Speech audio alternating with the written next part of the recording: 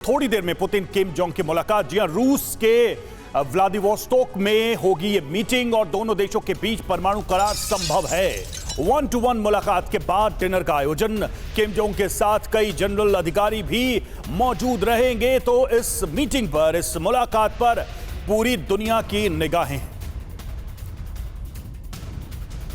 Putin और किम की ये मुलाकात इस समय हो रही है जब वॉर जोन में टेंशन है। रूस लगातार अपने हमले यूक्रेन पर बढ़ा रहा है।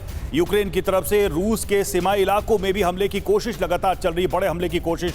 और ऐसे वक्त में ये डील, ये बैठक अपने आप में पूरी दुनिया का ध्यान अपनी तरफ आकर्षित कर रही है।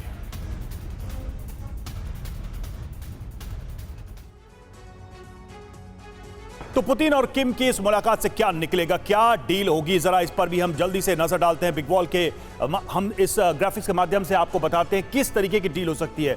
रूस की अगर बात करें तो न्यूक्लियर सबमरीन टेक्नोलॉजी रूस की तरफ से दी जा सकती है। North Korea anti tank missile देगा जो कि इस युद्ध में रूस के लिए काफी मददगार साबित होगा। सैटेलाइट टेक्नोलॉजी रूस की तरफ से नॉर्थ कोरिया को मिल सकती है। वहीं दूसरी तरफ आर्टिलरी शेल रूस को प्रोवाइड करा सकता है नॉर्थ कोरिया। अंतरराष्ट्रीय मंचों पर समर्थन जो कि हमेशा से रूस की तरफ से एक बड़ा कदम रहा है नॉर्थ कोरिया के लिए। वहीं दूसरी तरफ नॉर्थ कोरिया कई घातक हथियार भी दे सकता है ऐसे वक्त में जबकि रूस एक बड़े लंबे युद्ध में फंसा हुआ है। रूस की तरफ से खाद्य सामग्री और कच्चा माल नॉर्थ कोरिया को दिया जा सकता है। वहीं नॉर्थ कोरिया युद्ध में सीधा सीधा समर्थन हर मंच पर रूस को दे सकता है इसके बदले में। और ये रूस की इस वक्त की जरूरत है कि वो अपने समूह का विस्तार करे, अपने लिए रिलायबल और विश्वसनीय सहयोगी बनाए। और ये ऐसे वक्त में जब पुतिन भी लगातार दुनिया में अलग अलग हिस्सों में अपने युद्ध के समर्थन में देशों को साथ लाने की कोशिश कर रहा है। नॉर्थ कोरिया वैसा ही एक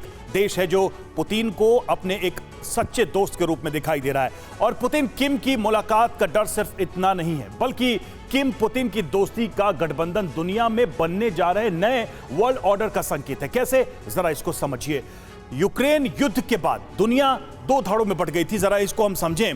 ये दो डिवीजन हो गए थे, दो पोल्स दिख गए थे और इसमें आपको जो चेहरे नजर आ रहे होंगे वही कहानी बयां कर रहे होंगे। एक तो धड़ा हम देख रहे हैं जिसमें जेलेंस्की के साथ खड़े मुल्क हैं, जिसमें यूएस है, फ्रांस है, ब्रिटेन है, जर्मनी है, उनके नेता इनके साथ खड़े हैं। लेकिन दूसरी तरफ पुतिन ने भी एक अपने समूह को बनाने की कोशिश की और रूस के साथ नॉर्थ कोरिया, चीन, ईरान, बेलारूस खड़े नजर आए हैं। और युद्ध में हर जगह हर तरफ उन्होंने समर्थन दिया है, चाहे हथियारों की बात करें या फिर अलग अलग मंचों पर बात करें। मनीष हमारे साथ इस वक्त जुड़े हुए हमारे सहयोगी, सीधे चलेंगे उनके पास ही।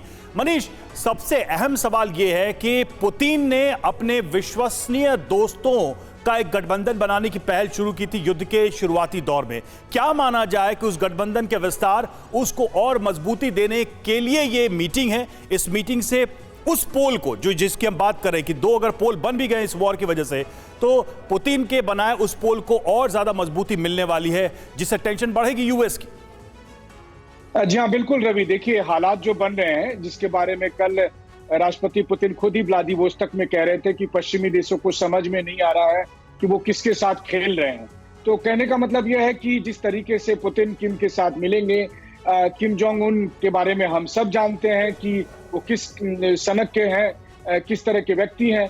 वैसी स्थिति में मुझे लगता है कि पुतिन और किम की मुलाकात को केवल हथियारों के लेन देन से आगे देखा जाना चाहिए, जिसके बारे में हम लोग लगातार दर्शकों को इशारा कर रहे हैं कि रूस का जो गठबंधन है वो पश्चिम के खिलाफ जिस तरह से तैयार हो रहा है, आने वाले समय में आप देखेंगे कि पुतिन और शी जिनपिंग मिलकर किस तरह किम जोंग उन का इस्तेमाल कर रहे हैं। ठीक वैसे ही जैसे अमेरिका जेलेंस्की का कर रहा है। तो जरा सोचिए कि अगर किम जोंग उनका इस तरह से इस्तेमाल होगा तो फिर कितना बड़ा विध्वंस हो सकता है। बिल्कुल, जेलेंस्की और किम में बहुत अंतर है और ये अमेरिका भी समझता है।